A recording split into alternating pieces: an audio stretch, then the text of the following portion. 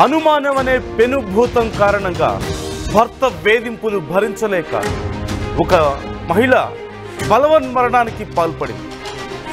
కరీంనగర్ జిల్లా శంకరపట్నంలో ఈ దారుణం చోటు చేసుకుంది. చనిపోయే ముందు భర్త వేధింపులపై ఒక చివరిసారిగా వీడియోను రికార్డ్ చేసింది. ఆ వీడియోలో తాను తేజ్ అంటే తన భర్త, తేజ్ నేను ఎవరితో మాట్లాడడం లేదు, ఆ దేవుడు నా కొడుకు మా అమ్మ మీద ప్రమాణం చేసి చెప్తున్నా అంటూ ఒక వీడియోని రికార్డ్ చేసింది. తనకి ఎవరితోనూ సంబంధం లేదని, ఆ భర్త వేధింపులు భరించలేక తనకు పిచ్చెక్కుతుందంటూ ఆవేదన వ్యక్తం చేస్తూ చివరికి బలవన్మరణానికి పాల్పడింది. రాజన్న సిరిసిల్ల జిల్లా బోయిన్పల్లికి చెందిన ధర్మతేజ్ను 2020లో ప్రేమించి పెళ్లి చేసుకుంది గొట్టె శ్రావ్య. పెళ్లి తర్వాత ఉపాధి కోసం దుబాయ్ వెళ్ళాడు ధర్మతేజ్ దుబాయ్ వెళ్ళడంతో పుట్టింట్లోనే శ్రావ్య ఉంటుంది.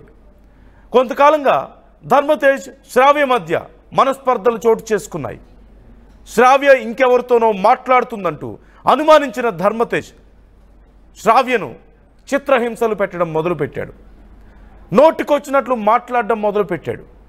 ఈ నేపథ్యంలో ఆ బాధలు భరించలేక, ఆ టార్చర్ను అనుభవించలేక, ఏమాత్రం ఇక భరించే శక్తి లేక చివరికి శ్రావ్య ఒక వీడియో రికార్డ్ చేసి తన బాధనంతా ఆ వీడియోలో చెప్పుకొని చివరికి బలవన్మరణానికి పాల్పడింది. శ్రావ్య మృతితో ఇప్పుడు తమ 3 ఏళ్ల బాబు అనాథగా మారాడు. ఈ ఘటనకు సంబంధించి కేసు నమోదు చేసి దర్యాప్తు చేపట్టారు శంకరపట్నం పోలీసులు. ఒక్కసారి బలవన్మరణానికి పాల్పడే ముందు శ్రావ్య అసలు ఏం చెప్పిందో విందాం. నా జీవితంలో నువ్వు నన్ను నమ్మినందుకు నేను ఎవరితోటి మాట్లాడలేదు. నేను దేవుని సాక్షిగా చెప్తున్నా, నా కొడుకు సాక్షిగా చెప్తున్నా, మా అమ్మ సాక్షిగా చెప్తున్నా, నీ మీద సాక్షిగా చెప్తున్నా, నేను నా పెళ్ళైన కాడి నుంచి నేను ఇంతవరకు ఎవరితోటి మాట్లాడలేదు. నీకు దండము, నమస్కారము. నేను ఎవరితోటి మాట్లాడలేదు. ఇప్పుడు నేను నిజంగా చెప్తున్నా, నేను ఏ ఒక్కరితోటి కూడా నేను ఫోన్ మాట్లాడలేదు. ప్రమాణ పూర్తిగా చెప్తున్నా, నేను మాట్లాడలేదు దేశ, నేను మాట్లాడలేదురా, నిజంగా చెప్తున్నారా. నా కొడుకును మంచిగా చూసుకురా దేశ, నా కొడుకు ఇవ్వలేరా దేశ. నేను ఎవరితోనే మాట్లాడలేదు. నాకున్న టెన్షన్లకి నేను పిచ్చిదాన్ని అవుతున్నారా. నువ్వు ఇంకా పెద్ద టెన్షన్ పెట్టిను. నేను ఎవరితోనే మాట్లాడలేదురా. నేను నిజంగా చెప్తున్నా, అమ్మతోడు, దేవుని తోడు, నా కొడుకు తోడు, నేను ఎవరితోటి మాట్లాడలేదు. నేను చచ్చినాక నా ఫోన్ చెక్ చేసుకో, నా ఫోను చెక్ చేసుకో. నేను చచ్చిపోయినాక నా ఫోన్ చెక్ చేసుకో, సరేనా? నా ఫోన్ చెక్ చేసుకొని చూడు. నేను వేసుంటిదాన్ను నీకు అప్పుడన్నా అర్థమవుతుందిరా. నేను వేసుంటిదాన్ను నీకు అప్పుడన్నా అర్థమవుతుంది. ఏం చెప్పగలం ఈ వీడియో చూసిన తర్వాత? ఏం చెప్పగలం ఆ మహిళ బాధ విన్న తర్వాత? కేవలం అనుమానంతో తన భర్త పెట్టేటువంటి ఆ హింసను తను భరించలేక, ఆ భర్త మాట్లాడే మాటలు తను భరించలేక, ఈ టెన్షన్ తట్టుకోలేకపోతున్నాను, నేను నా వల్ల కాదు, నా కొడుకు మీద ఒట్టు, నా తల్లి మీద ఒట్టు, ఆ దేవుడి మీద ఒట్టు, కనీసం నేను పోయిన తర్వాత నా ఫోన్ చెక్ చేసుకో, అప్పుడైనా నీకు నమ్మకం కుదురుతుందేమో. ఇక నేను ఈ భరించలేను, ఈ టెన్షన్ నేను భరించలేను, ఈ ఒత్తిడిని నేను భరించలేను అంటూ చివరికి ఆ యువతి బలవన్మరణానికి పాల్పడుతూ ఒక వీడియో రికార్డ్ చేసింది. కనీసం తాను చనిపోయిన తర్వాత అయినా తన భర్త నమ్మాలంటూ తన ఫోన్ని చెక్ చేసుకోమంటూ చెప్తుంది ఆ వీడియోలో. ఇంతకంటే దారుణం ఇంకేదైనా ఉంటుందా ఒక మహిళకు? ఎంత చిత్రవద అనుభవిస్తే పాపం ఆ మహిళ అలాంటి నిర్ణయం తీసుకొని ఉంటుందో, ఎంత టెన్షన్ పడితే చివరికి ఆ మహిళ అలాంటి ఒక నిర్ణయానికి వచ్చి ఉంటుందో. అంటే ప్రాణాలు పోయినా పర్లేదు, ఆ నొప్పి కంటే బ్రతికున్నప్పుడు తాను మానసికంగా అనుభవిస్తున్న నొప్పే ఇంకా ఎక్కువని, అది భరించలేక చివరికి ప్రాణాలు తీసుకునే స్థాయికి వెళ్ళిపోయింది. చంద్రశేఖర్ ఉన్నారు మా ప్రతినిధి, ఒకసారి చంద్రశేఖర్తో మాట్లాడదాం. చంద్రశేఖర్, డీటెయిల్స్ ఏంటి? ఇప్పుడు ఆ భర్త ఏమంటున్నాడు, అలాగే ఆ మహిళ కుటుంబ సభ్యులు కానీ భర్త కుటుంబ సభ్యులు కానీ ఎవరైనా ఈ అంశానికి సంబంధించి రెస్పాండ్ అయ్యారా? డీటెయిల్స్ ఏంటి? వివరాల్లోకి వెళ్తే కరీంనగర్ జిల్లా శంకరపట్నం మండలం తాడికల్ గ్రామానికి చెందినటువంటి శ్రావ్య కుటుంబంతో సహా కొద్ది రోజుల క్రితం, కొన్ని సంవత్సరాల క్రితం రాజన్న సిరిసిల్ల జిల్లా బోయినపల్లి మండల కేంద్రంలో విద్యను అభ్యసించారు. విద్యార్థులుగా ఉన్నప్పుడే ధర్మతేజతో ప్రేమలో పడ్డారు. పెద్దల్ని ఎదిరించి వివాహం చేస్తున్నారు, ప్రేమ వివాహం చేసుకున్నారు. ఆ తర్వాత వారికి ఒక బాబు, 3 సంవత్సరాల బాబు ఉన్నాడు. గత 2 సంవత్సరాల నుంచి ఆయన ఉపాధి నిమిత్తం ధర్మతేజ్ బహిరైన దేశానికి వెళ్ళాడు. అప్పటి నుంచి పుట్టింట్లోనే ఉంటుంది.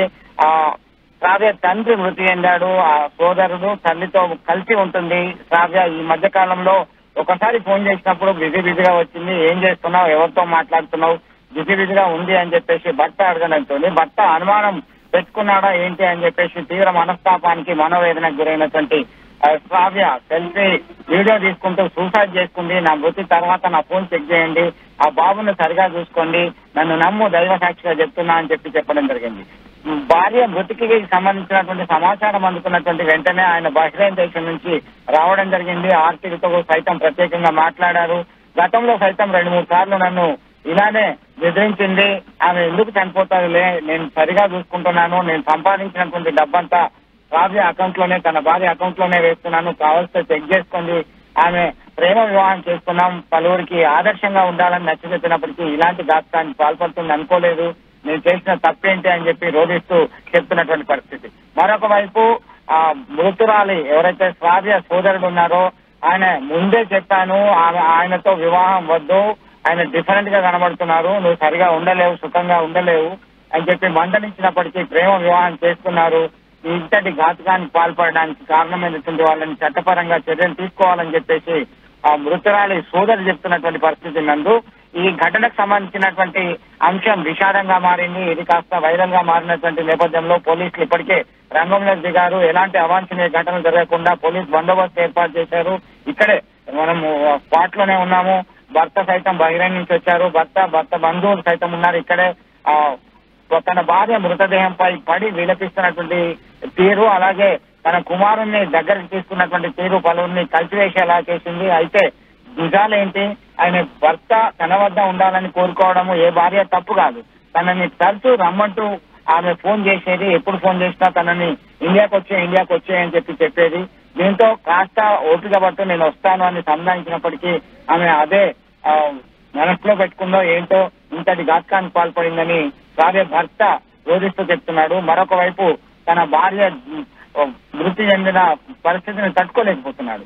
మరొక వైపు తన కూతురు తనకు దూరమైంది, తనకు నచ్చిన వాడిని కట్టుకొని అందనంత దూరానికి వెళ్ళిపోయింది. ఆ ఆత్మహత్యను తట్టుకోలేకపోతున్నా, జీర్ణించుకోలేకపోతున్నా అని మృతురాలి తల్లి రోధిస్తున్నటువంటి పరిస్థితి అయితే ఇక్కడ ఉంది. ఇక్కడంతా కూడా ఒక టెన్సివ్ సిచ్యువేషన్ అయితే ఉంది. మొత్తం మీద చిన్న కారణము అనుమానం పెనుభూతంగా మారి ఆమె ఆత్మహత్య చేసుకున్నటువంటి ఘటన అయితే చాలా విషాదాన్ని నింపిందనుకోవచ్చు. Nandu right, thanks for the updates Chandrashekhar. చూస్తున్నాం కదా జరిగినటువంటి దారుణాన్ని. కేవలం భర్త అనుమానం వల్ల తాను ఆ మానసిక ఒత్తిడిని భరించలేక ఆ యువతి బలవన్మరణానికి పాల్పడింది. అండ్ వ్యూయర్స్కి ఒక చిన్న రిక్వెస్ట్, ఇది ఖచ్చితంగా మేము తప్పనిసరి పరిస్థితుల్లోని ఈ వీడియోను చూపిస్తున్నాం. చూడడానికి కొంచెం కష్టంగా ఉంటుంది, సున్నిత మనస్కులు నొచ్చుకుంటారు. ఈ నేపథ్యంలో మేము మీకు ఒక రిక్వెస్ట్, ఖచ్చితంగా జాగ్రత్తలు తీసుకోండి. ఈ వీడియోను చూసే ముందైనా సరే, ఈ వీడియోను చూసిన తర్వాత అయినా సరే జాగ్రత్తగా ఉండాలని మేము కోరుతున్నాం. మరోవైపు ఇదేనా పరిష్కారం? ఇంకా నిజంగా భర్త వేధిస్తున్నాడనో లేదంటే అనుమానిస్తున్నాడు అనుకుంటే ఇదేనా పరిష్కారం? చివరికి ఆ బాబుని అనాథన చేయాలా? చిన్న కొడుకు కదా, తన కుటుంబం ఎన్నో ఆశలు పెట్టుకుంటుంది కదా, మా కూతురు జీవితం బాగుండాలని చెప్పేసి. వాళ్ళని ఎందుకు అలా అనాథలు చేసి వెళ్ళిపోవాలి? చావడమో చంపడమో మార్గమేనా? ప్రతి సమస్యకు చట్టాలు ఉన్నాయి, వ్యవస్థలు ఉన్నాయి, కుటుంబాలు ఉన్నాయి, కుటుంబంలో పెద్దలు ఉన్నారు. ఇవన్నీ కాకపోతే, ఇవన్నీ ఏవి మీకు సపోర్ట్ చేయలేకపోతే మీకు మీరు తోడుండగలుగుతారు కదా. ఇవాళ రేపు మహిళలు అన్నింట్లోనూ ముందున్నారు కదా, ఇంకా ఎందుకు ఈ బలహీనత? ఇంకా ఎందుకు ఇలా తొందరపడి నిర్ణయాలు తీసుకుంటున్నారు? ఇంకొంచెం ఆలోచించాల్సింది కదా, ఇంకొంచెం మీ జీవితం గురించి ఆలోచించాల్సింది, మీ కొడుకు జీవితం గురించి ఆలోచించి ఉండాల్సిందే. ఎవరి దారి వాళ్ళు చూసుకున్నా సరిపోయేది కదా, నిజంగా భర్తతో అంత సంతోషంగా లేకపోతే. అలా సింగిల్ మదర్సు పిల్లల్ని చూసుకుంటూ చాలా సంతోషంగా గడుపుతున్న వాళ్ళు సమాజంలో ఎంతోమంది ఉన్నారు కదా. ఖచ్చితంగా ఇలాంటి తొందరపాటు నిర్ణయాలు తప్పు. అది మీ ప్రాణాలు తీసుకున్నా లేదంటే ఇంకెవరి ప్రాణాలు తీసినా సరే ఏ హక్కు మీకు లేదు. మీ ప్రాణాలు తీసుకునే హక్కు లేదు, ఇంకెవరి ప్రాణాలు తీసే హక్కు కూడా లేదు. అలాగే చాలామంది అది భర్తలైనా భార్యలైనా సరే అనుమానంతో చాలా జీవితాలను నాశనం చేసుకుంటున్నారు.